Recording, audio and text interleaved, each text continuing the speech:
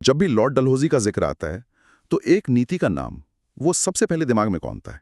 Doctrine of lapse या व्यपगत का सिद्धांत। हाँ, व्यपगत का सिद्धांत। हमारे स्रोत बताते हैं कि ये उनकी सबसे शक्तिशाली और उतनी ही विवादास्पद नीति थी।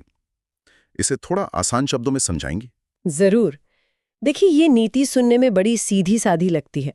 इसके मुताबिक अगर ईस्ट इंडिया कंपनी के अधीन किसी रियासत का राजा बिना किसी जैविक पुरुष उत्तराधिकारी के गुजर जाता, मतलब अपने सगे बेटे के बिना? हाँ बिल्कुल, अपने सगे बेटे के, तो उस रियासत को सीधे ब्रिटिश साम्राज्य में मिला लिया जाएगा। गोद लिए हुए बेटे को उत्तराधिकारी मानने की जो सदियों पुरानी भारतीय परंपरा थी, उसे पूरी तरह से खारिज कर दिया गया। पूरी तरह से? ये तो भारतीय शासकों के लिए एक बहुत बड़ा झटका रहा होगा। मतलब उनकी पूरी वंश परंपरा, उनकी विरासत एक झटके में खतरे में आ गई। सिर्फ झटका नहीं, आप देखिए, ये उनकी संप्रभुता पर सीधा हमला था।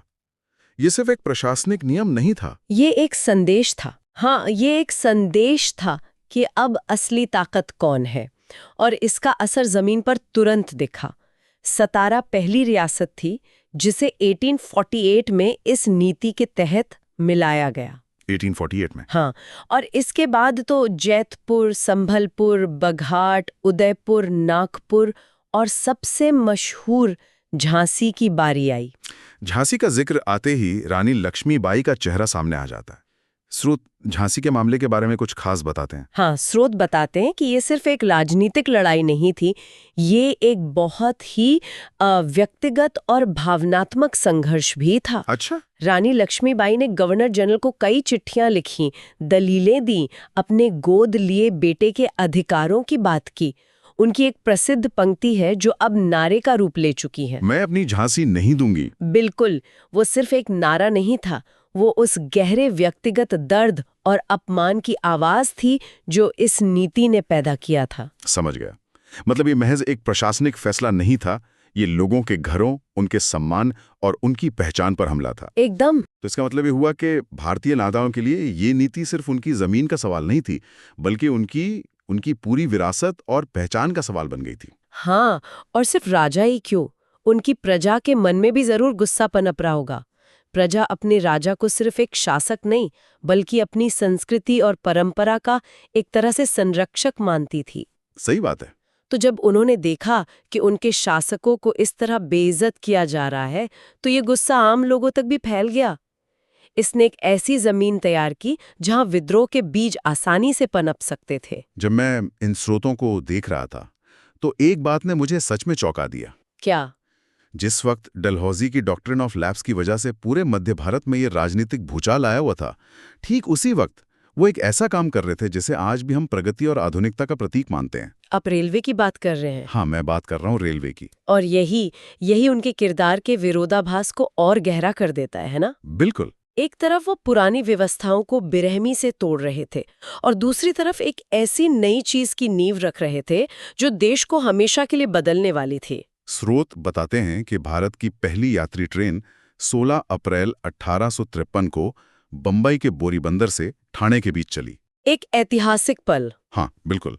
एक ऐसा देश जहां सदियों से सफर का मतलब बैलगाड़ी या घोड़े हुआ करते थे, वहां लोहे की पटरी पर धुएं वाला इंजन दौड़ रहा था। किसी अजूबे से कम नहीं रहा होगा लोगों के लिए। इसने न सिर्फ दूरियां कम की, बल्कि समय और स्थान के बारे में लोगों की सोच को भी बदल दिया। सही कहा। लेकिन यहाँ एक जरूरी सवाल उठता है, क्या रेलवे लाने का मकसद वाकई भारतीय लोगों की भलाई या देश को आधुनिक बनाना था? ये बात मेरे लिए थोड़ी विरोधाभासी है। मतलब एक व्यक्ति एक ही समय में साम्राज्य को बना भी रहा है और तोड़ भी रहा है। कैसे? रियासतों को खत्म करके वो राजनीतिक एकता को तोड़ रहा है और रेलवे बनाकर भौगोलिक एकता बना रहा है। क्या ये सिर्फ संयोग था या इसके पीछे कोई गहरी रणनीति थी? अगर हम इसे बड़ी तस्वीर में देखें तो ये कोई संयोग नहीं लगता। अच्छा। ये दोनों नीतियां, डॉक्ट्रिन ऑफ लैप्स और रेलवे की शुरुआत, एक ही सिक्के के दो पहलू थे। दोनों का अंतिम मकसद एक ही था, भारत पर ब्रिटिश पकड़ को मजबूत करना। ये तो बहुत दिलचस्प है। इसे थोड़ा और विस्तार से समझाइए। ये दोनों नीतियां एक ही मकसद को कैसे पूरा कर रही थी? इसे ऐसे समझिए, डॉक्ट्रिन ऑफ लैप्स के जरिए ब्रिटिश अपने नियंत्रण वाले क्षेत्र का सीधा विस्तार कर रहे थे। ये साम्राज्य को, आप कह सकती हैं, चौड़ा करने का तरीका था। वाइडर, हाँ। जिससे उनका राजनीतिक दबदबा और लगान दोनों बढ़ रहे थे। लेकिन इतने बड़े साम्राज्य को सिर्फ जीतना काफी नहीं होता, उस पर नियंत्रण रखना भी जरूरी है। बिल्कुल। यहीं पर रेलवे का असली मकसद सामने आता है। रेलवे उस विस्तृत साम्राज्य पर ब्रिटिश पकड़ को गहरा करने का जरिया थी। डीप। अच्छा, तो मतलब रेलवे का मुख्य उद्देश्य प्रशासनिक और सैन्य नियंत्रण था। बिल्कुल। और स्रोत एक और दिलचस्प बात बताते हैं। अगर आप रेलवे लाइनों के शुरुआती नक्शे देखें, हाँ, तो वे व्यावसायिक केंद्रों या तीर्थ स्थलों को नहीं जोड़ रही थीं। वे मुख्य रूप से सैनिक छावनियों को बंदरगाहों से और कच्चे माल वाले इलाकों को बंदरगाहों तक जोड़ रही थीं। तो ये साफ तौर पर एक रणनीतिक और व्यावसायिक ढांचा था, न कि जन सुविधा का। एकदम। तो जब डलहौजी झांसी को हड़प रहे थे, तो वो साथ ही ये भी सुनिश्चित कर रहे थे कि जरूरत पड़ने पर ब्रिटिश सेना झांसी तक तेजी से पहुंच सके। एक नीति ने क्षेत्र बढ़ाया और दूसरी ने उस बढ़े हुए क्षेत्र पर नियंत्रण को मजबूत किया। रेलवे और विलय की नीति के अलावा क्या स्रोत उनके किसी और काम पर भी रोशनी डालते हैं जो इसी दोहरी विरासत को दिखाता हो? हाँ, और ये उदाहरण इस रणनीति को और भी साफ कर देते हैं। रेलवे के साथ साथ डलहौजी ने पूरे भारत में टेलीग्राफ लाइनों का एक जाल बिछाया। उस जमाने का इंटरनेट। हाँ, कह सकते हैं संदेश मिनटों में हजारों किलोमीटर दूर पहुंच सकते थे। बज़ाहिर ये एक शानदार आधुनिक सुविधा थी, लेकिन इसका असली फायदा किसे हुआ? ब्रिटिश सरकार को। हाँ, कहते हैं कि 1857 की विद्रोह के दौरान एक ब्रिटिश अधिकारी ने कहा था, द टेलीग्राफ सेव्ड इंडिया। मतलब टेलीग्राफ ने भारत को ब्रिटिशों के लिए बचा लिया। इसका मतलब जब भारतीय विद्रोही घोड़ों पर सवार होकर संदेश भेज रहे थे, तब ब्रिटिश अपनी सेनाओं को टेलीग्राफ के जरिए मिनटों में संगठित कर रहे थे। एकदम सही। इससे पता चलता है कि ये आधुनिकता किसके फायदे के लिए थी। एक और उदाहरण है डाक व्यवस्था का। Post office act 1854। बिल्कुल। डलहौजी ने ये एक्ट लागू किया जिससे पूरे भारत में कहीं भी सिर्फ आधा आना में चिट्ठी भेजी जा सकती थी। ये आम लोगों के लिए क्रांति थी, इसमें कोई शक नहीं। लेकिन साथ ही ये सरकार के लिए सूचना एकत्र करने और पूरे देश में एक केंद्रीकृत नियंत्रण स्थापित करने का एक जबरदस्त जरिया भी था।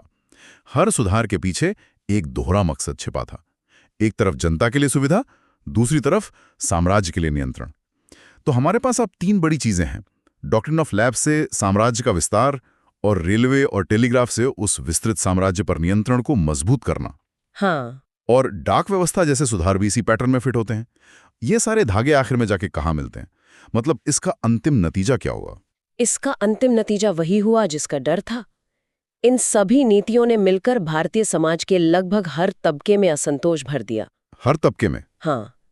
राजा और जमींदार अपनी रियासतें और जमीनें खोने से नाराज थे, सैनिक अपनी धार्मिक भावनाओं पर हमले से नाराज थे, और आम जनता जो ये सब देख रही थी, उसे लग रहा था कि अंग्रेज उनकी पूरी जीवन शैली, उनकी परंपराओं, उनके सम्मान को नष्ट करने पर तुले हैं।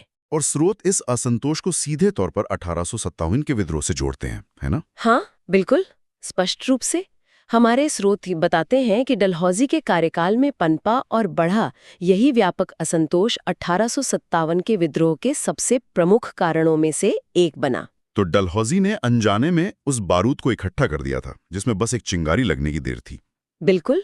और वो चिंगारी 1857 में नई राइफल के कारतूसों के रूप में भड़की। ये भी सोचने वाली बात है कि डलहौजी का कार्यकाल 1856 में खत्म हुआ। हाँ। और विद्रोह ठीक अगले ही साल 1857 में शुरू हो गया। समय का यह करीबी रिश्ता साफ दिखाता है कि उनकी नीतियों का असर कितना गहरा और तात्कालिक था। बिल्कुल। ये कोई दशकों पुरानी शिकायत नहीं थी, ये एक ताज़ा जख्म था। डलहौजी ने जो बीज बोए थे उनकी फसल बहुत जल्दी तैयार हो गई, लेकिन वो फसल ब्रिटिश साम्राज्य के लिए बहुत कड़वी साबित हुई। उन्होंने एक मजबूत, एकीकृत और आधुनिक ब्रिटिश भारत का सपना देखा था, लेकिन उनकी ही नीतियों ने उस साम्राज्य के खिलाफ सबसे बड़े संगठित विद्रोह की जमीन तैयार कर दी। तो आज की इस पूरी चर्चा को अगर हम समेटें तो लॉर्ड डलहौजी की विरासत वाकई एक पहेली की तरह है। हाँ, बिल्कुल। स्रोत हमें दिखाते हैं कि एक तरफ उन्होंने डॉक्ट्रिन ऑफ लैप्स जैसी विस्तारवादी नीति के जरिए झांसी, नागपुर और सतारा जैसी बड़ी रियासतों को ब्रिटिश साम्राज्य में मिलाया, जिससे शासकों और जनता में गहरा गुस्सा और असंतोष पैदा हुआ। और दूसरी तरफ उन्हीं के कार्यकाल में 1853 में भारत की पहली ट्रेन चली, टेलीग्राफ लाइनें बिछीं और एक समान डाक व्यवस्था की शुरुआत हुई। ये वो कदम थे जिन्होंने भारत को आधुनिक दुनिया से जोड़ा। हाँ, भले ही उनका असली मकसद कुछ और रहा हो। तो आखिर में हम इस पहेली को कैसे सुलझाएं? शायद इसे सुलझाने की जरूरत ही नहीं है। स्रोतों के आधार पर यह साफ है कि उन्हें सिर्फ एक सुधारक या सिर्फ एक विस्तारवादी के रूप में नहीं देखा जा सकता। तो फिर कैसे देखें? उनकी विरासत इन दोनों पहचानों का एक जटिल मिश्रण है। उनके कामों ने एक ही समय में भारत को आधुनिक बनाने की प्रक्रिया शुरू की और उसी शासन के खिलाफ भारत के पहले स्वतंत्रता संग्राम की नींव भी रखी। तो वो एक ऐसे निर्माता थे जिन्होंने अनजाने में अपने ही बनाए साम्राज्य के विनाश की सामग्री भी तैयार कर दी थी। बिल्कुल, उनकी विरासत इन दोनों पहलुओं के बिना अधूरी है। ये वाकई एक जटिल तस्वीर है और ये हमें एक जरूरी सवाल पर लाके छोड़ देती है जिस पर शायद हमारे श्रोताओं को सोचना चाहिए। क्या सवाल? ये सोचने वाली बात है कि इतिहास को लॉर्ड डलहौजी जैसे व्यक्तित्व को किस तरह याद रखना चाहिए। एक ऐसे प्रशासक के रूप में जिसने आधुनिकीकरण की नींव रखी, या एक ऐसे शासक के रूप में जिसकी नीतियों ने एक बड़े और हिंसक संघर्ष को जन्म दिया? शायद सच इन दोनों के बीच में कहीं है।